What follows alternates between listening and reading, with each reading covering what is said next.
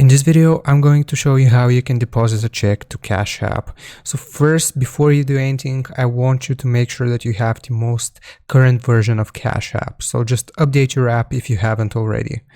Now, the second thing that you need to know is that this feature is not yet available to everyone, but they are rolling it out to more and more people as the months go by.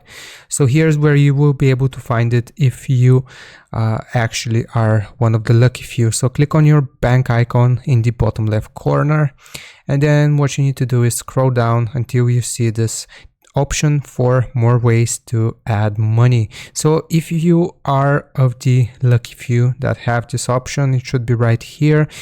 We are able to see deposit, paper money, recurring deposits, direct deposit, and get bank or wire transfer. And here at the bottom, you should see the option to deposit a check. So if you have it, then what you need to do is select it.